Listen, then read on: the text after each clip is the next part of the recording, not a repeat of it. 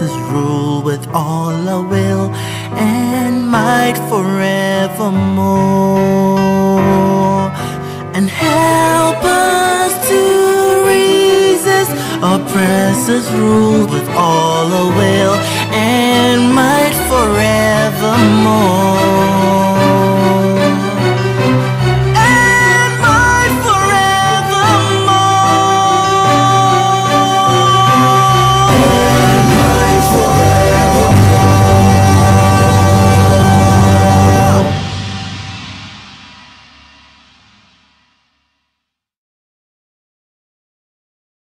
Welcome to the holiday edition of the Hard Talk Show. This show brings you about politics issues, be it social, be it business, and so on and so forth.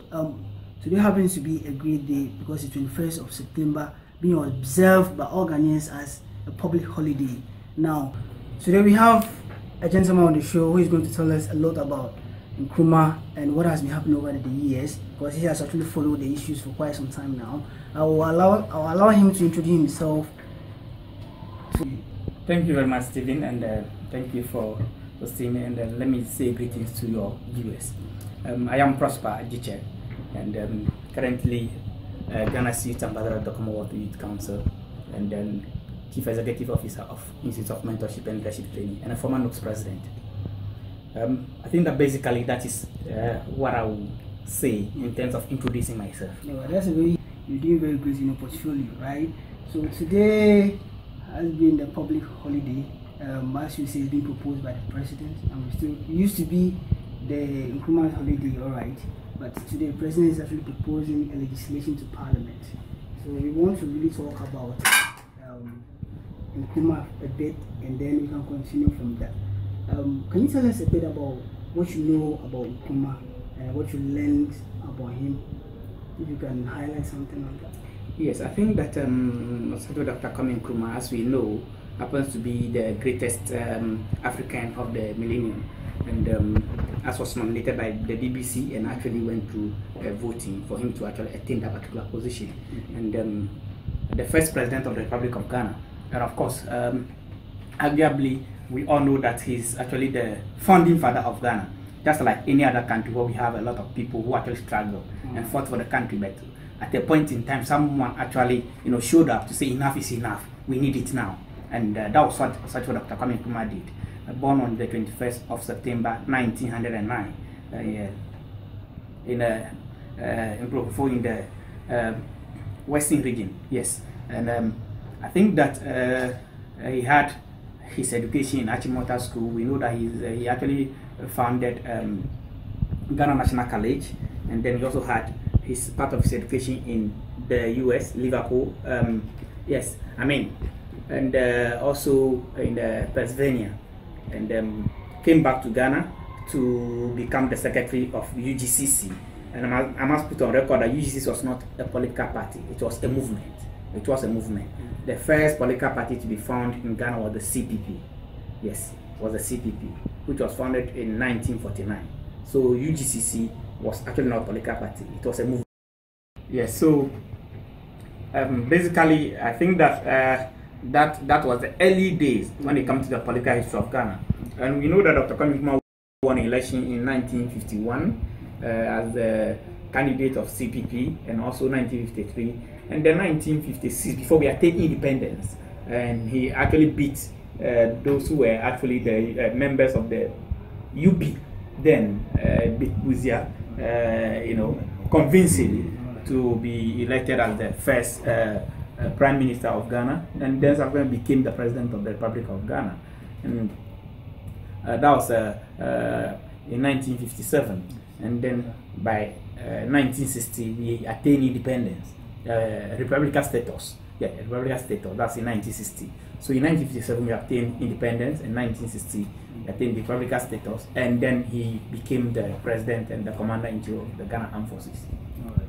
But real quick, some ideologies will dispel that notion that CPP was the first political party to be formed in Ghana. I hope you agree with me. Some might do like a Dangwa Buzie. So I will ask you then. I will then ask them which political party was the first to be formed in Ghana. Well, that's up to them to know. But Yes, no. So I what asked. they've been saying. No, we know that the first formidable movement that was formed meant for economic, political, and social reasons was the UGCC, but it was never a political party.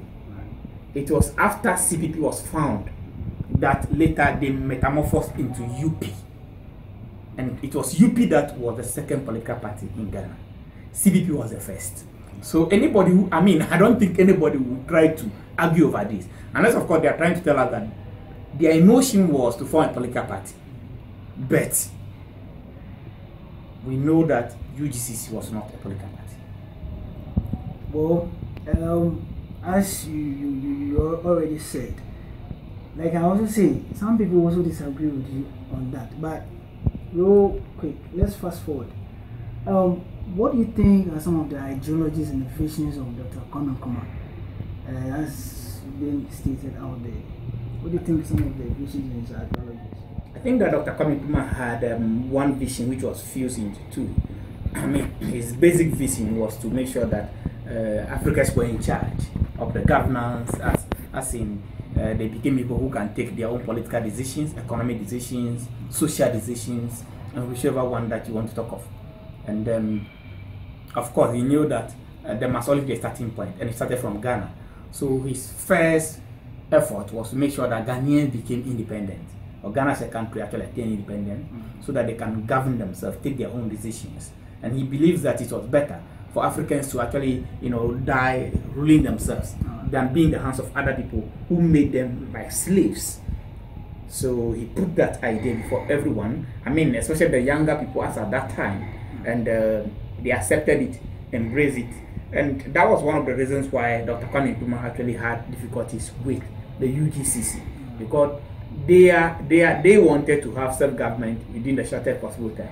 And of course, the shortest possible time could be 100 years, depending on who is in charge. There could be 50 years and all that. But Dr. Kwame Nkrumah believed that no, we needed self-government immediately, not within the shortest possible time. So his vision was actually catapulted by speed, accuracy, precision. Unlike other people who want that, let's be marking time, when the white man is ready to give us, they'll be ready, or when they are ready, then we'll take it. Nkrumah's own was, let's actually make sure that at the end of the day we do it. And his ideology basically was that, yeah, the people must have the political power, they must have the political means, the economic means.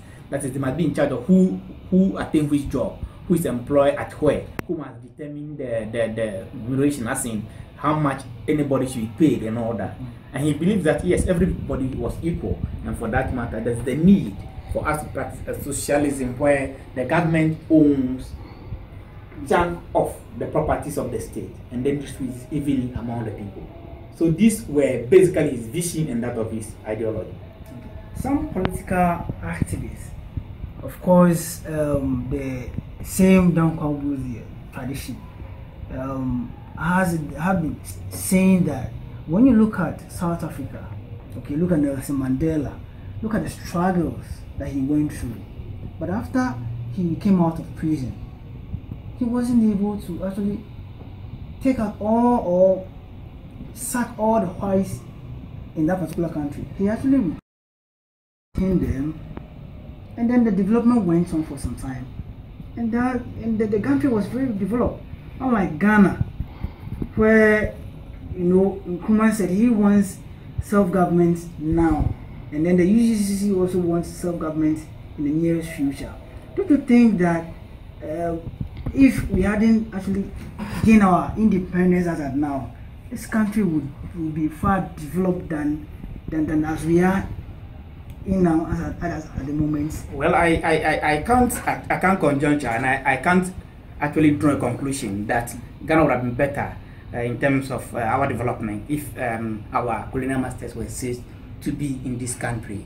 But what I can say is that if you look at the South Africa system, it's not the same as that of Ghana, because you realize that the South Africa system, even as at the time that the whites were being colonized, majority were whites. A lot of them were whites, because these were people who have lived in the country for a long time, And at the end of the day, they actually even had children with some of the blacks.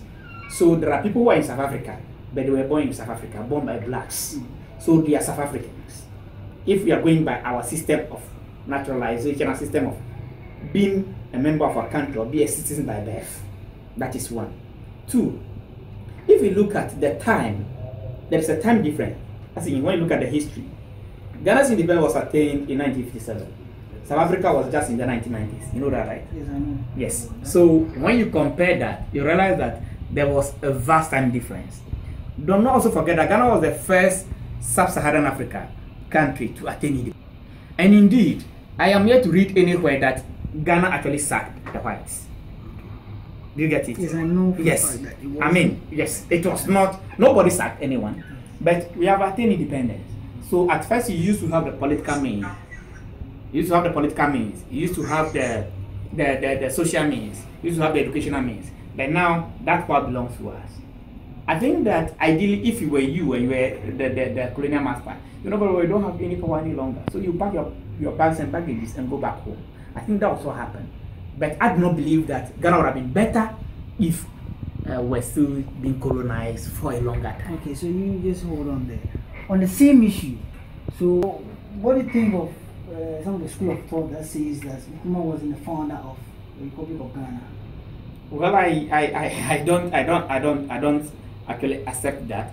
I know that Dr. Kwame Nkrumah is actually the founder of Ghana, and as I said from the beginning, we have many people who, at a point in time, might have been maltreated in one way or the other.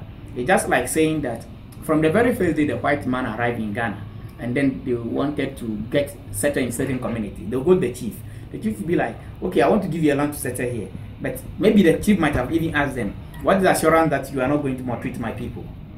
You get that? So such a chief, in one way or the other, had independence in mind, that these people may maltreat my people and all that. Now, the argument is about the fact that, well, there were a lot of people who fought for the independence of Ghana. But as we speak now, the question will be, how many people fought for independence of Ghana? How many people are on record? Now, people are proposing Founders Day, which is founding fathers. Some will also talk about founding mothers, because we know that there were women who also struggled and fought for the independence of Ghana. Okay. Yes, we know women also took part in the struggle. Is that not the case? Look at other countries. You can talk of Zimbabwe. Kaunda is the founder of Zimbabwe. He wasn't the only one who fought for the freedom of Zimbabweans. You can talk of Jomo Kenyatta in Kenya. You can talk of George Washington, the US. I mean, you can talk of a number of people all over the world who actually have been made. Nelson Mandela, he is the founder of South Africa. Here lies the case. There were many people who actually helped him. He was not the only one who was in prison. Are you aware of that? Yes. So how would someone say that because Dr. Kwame was not the only one who actually fought, he's not the founder of Ghana? Then we will now be going to the grave looking for all those who fought, looking for their name, to add to the book, and we are founding mothers and fathers.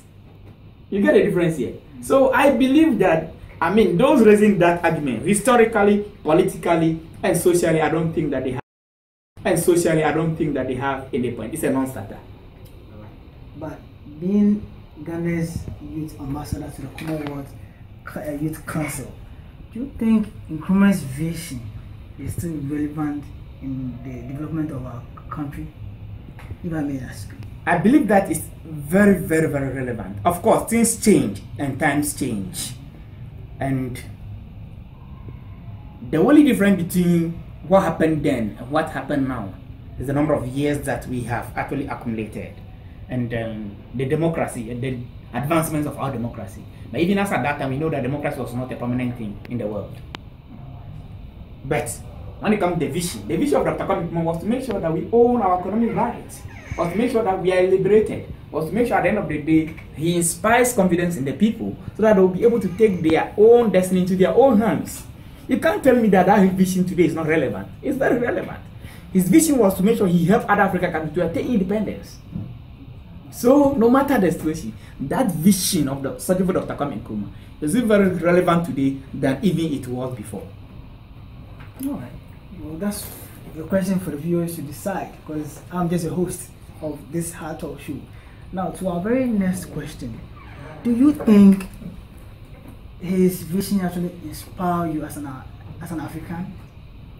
Yes, the vision of Osagyefo Dr. Kwame Nkrumah inspires me a lot, I must say, because every day when I wake up, I have the hope that no matter the situation, I will not sit down for any government or any individual to actually, make me who I am supposed to be. If you look at the beginning of Osagyefo Dr. Kwame Nkrumah, he had a humble beginning. Don't forget that he was the son of a farmer all the way from the village. But he inspired himself, saved towards his own education outside the country, traveled by ship to Liverpool to have his education over there. Every day I'm inspired by that. Aside from that, his belief in people and his belief in Africa always makes me believe that it doesn't matter where I find myself. It doesn't matter whether the continent I'm born in. I'm born in Africa and Africa is born in me. For that matter, whatever I have to do every day to make sure that Ghana becomes better, whatever I have to do to make sure that Africa becomes better, I have to continue to do that because that was what he lived for. So I would say that yes, indeed, the vision keeps inspiring someone like me. As an African? Yes, sir. Okay. Last week, the President of the Republic of Ghana, His Excellency Nana Addo Dankwa, sent a proposal, that is a legislation, to Parliament to actually make 21st September as Founders Day. As he actually say Memorial Day. A Memorial Day. Yes. And then 4th of August as Founders Day. Now, there has been hula baloo about whether the government is trying to change history, especially the CPP and then the NDC are saying that the president is trying to change history. What's your comment on that? Yeah, I think that it's very unfortunate that we have gone back to this very debate. I remember at the Independence Square where the president was actually sworn in, he made mention of the fact that he was going to propose for Ghanaians to discuss. Sorry, he said there was going to be a national debate to see if indeed we could change that. Unfortunately, from where I see, the president hasn't even proposed that asking for the national debate to take place. And all of a sudden, we are being told that he already proposed and today is supposed to be observed as a Memorial Day. I mean, sorry to say, it doesn't make legal sense to me because I believe that if the president really means well for the country and he's telling us that he's proposing that, then he has to have left that as it is. We know for some years now we are observing today as Founders Day. So you take your time, wait for the legislation to come before you go on and say, okay, now the legislation is saying that 4th August is Founders Day and then 21st September is actually Memorial Day. Then the law can take its course. But that has not been the case. And here we are, that the president should observe today as that of Memorial Day. Aside from that, as I said earlier, the issue of who is a founder or who is not a founder has been settled long ago. Okay. Yes, people have issue. And in every system, no matter the decision you make, people have issue. In fact, my brother, the choice of woman you would like to marry, people still have issue. Even after you marry her for 20 years. Yes, people have issue with that. It's your personal decision. How much more a national issue of this nature? And mind you, the people the president think or even mention, he keeps mentioning as the founders of Ghana are his direct relatives. His father, his uncle, those people. So there's conflict of interest even here in the first place. So to me, as a young person, as I sit here, I feel that the president wants to actually impose on us which group of people are the founders. Because mind you, 4th August that he's proposing, Osagyefo Dr. Kwame Nkrumah is not linked to that history. So the question now will be, where do you place Nkrumah when it comes to founders? Does it mean he will not be among the founders? That will be one of the issues that will be debated. Because in the first place, no matter the situation, no matter how you look at it, Nkrumah was not linked to that history. You want to go back to that. Meanwhile, the struggle for independence started many, many years ago, before 1844, the born of 1844. So what would you say?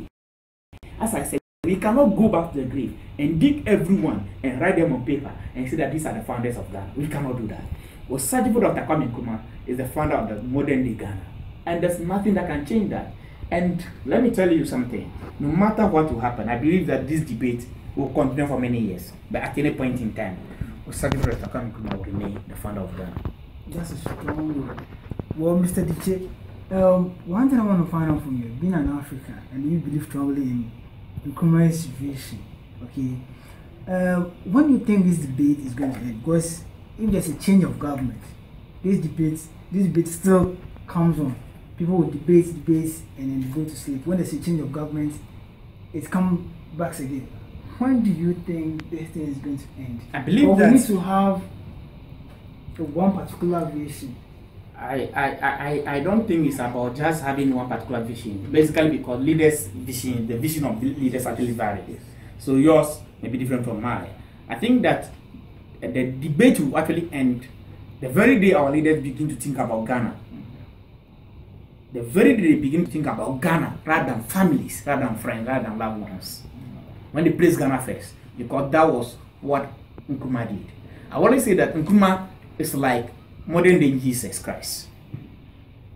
Jesus Christ, before he came, John the Baptist and many other people actually were fighting for Christianity. They did all they could. Don't forget, John the Baptist didn't prepare the way for Jesus to come. But today, who is the founder of Christianity? Jesus Christ. I also believe that there were other people who were fighting for Islam before Prophet Muhammad. May peace be upon him. But at the end of the day, what happened? He is the founder of Islam. It will happen everywhere. That is the system which we found ourselves. I mentioned names of people to you, that these people were not the only people who traveled for their countries. By the end of the day, what do we see? Today, they are referred to as the founders of such countries. It will be the same almost everywhere. And nothing can change that. So the very day our leaders begin to say that, look, what is in the past is in the past. Because this issue of Dr. Kwame Nkrumah, the founder, is not just a Ghanaian debate, it's an international debate. It has been such a long ago. All over the world, everybody knows that Kwame Nkrumah is the founder of Ghana. See, when you go outside this country and you mention Dr. Kwame Nkrumah, they know where you are coming from. His name is like that of Ghana.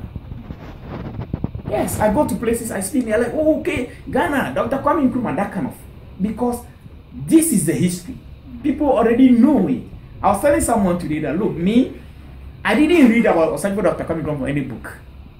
My grandfather, who is unlettered, told me about Kwame Nkrumah, what he did, before even I started reading about him. So, no matter what you do, no matter the number of books you have written or you write about him, the name will still remain Dr. Kwame Nkrumah. So our leaders might begin to think about the country.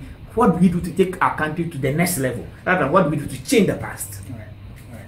So as we are all observing the day as a public holiday, there are some political parties who are also marching against this particular day. But why are you not there? Since you believe strongly in Nkrumah's vision, you should have been there. So let's ask you why you're not there. No, but on a lighter note. Yes, I think that what we are doing here is part of the whole system. It's a conversation. Yes, of course.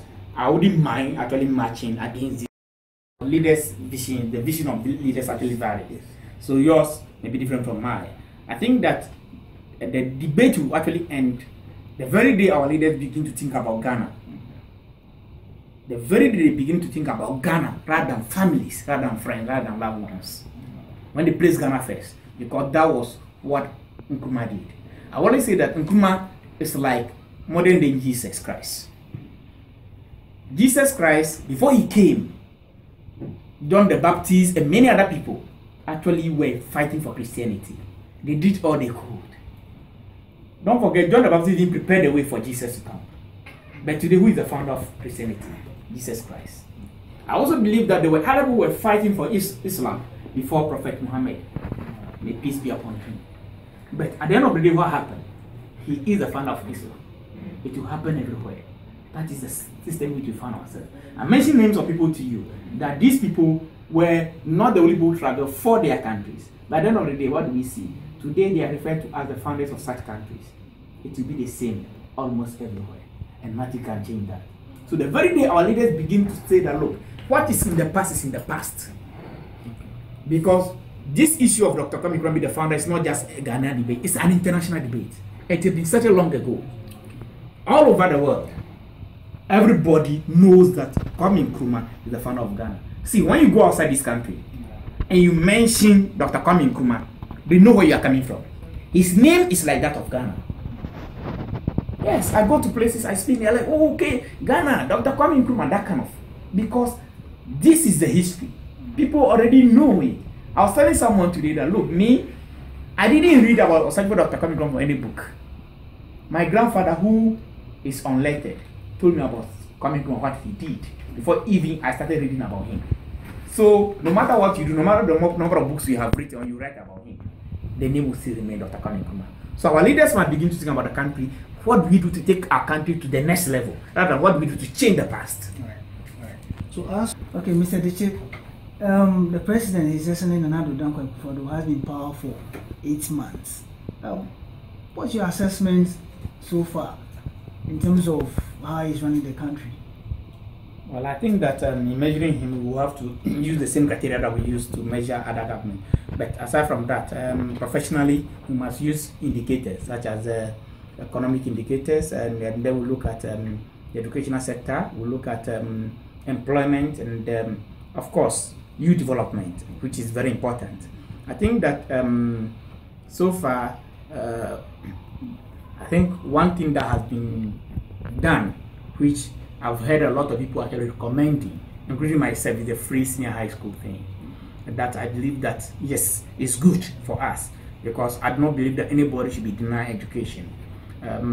However, we must be able to, all of us must be able to work together and make sure it is sustained beyond any political party. That must be done, yes. And I believe that aside from that, we need to have a national conversation on this very policy, so that every stakeholder comes on board. And as someone who is much interested in policy, my only disinterest has been that there is no policy document on this very project. There is. That's what they said, that there is. There's no policy document. That's what I know. I mean, not anywhere. I mean, nobody has been able to answer that yet. And that is the most critical thing when it comes to implementing policy. Because that one will define the role of parents, the role of students, and various stakeholders. As you speak to the parents, do not even know their role. Students do not even know their role. From the beginning, there was so much hope, as in the budget that was read and the euphoria that actually came with it and all that. But all of a sudden, it just went down. Because mind you, I mean, people were talking about buying spare parts, thinking things will reduce and all that. But as you speak today, day in day out, things keep increasing. Look at the fuel prices. I mean, we're told that taxes were going to be reduced drastically. But here I know that, I mean, it's a different case altogether. We're told that there were going to be provision of jobs and all that. As we know, there have been job replacement, whereby people were fired, even lower level people were fired and were replaced by other people. I think that these things are very unfortunate, because all you have reached now, I believe that whosoever is a Ghanaian and has been employed, apart from the top level management who have been employed by or appointed by political leadership, other people who are Ghanaians and working hard, have the technical expertise, have the nearest experience, should be allowed to work.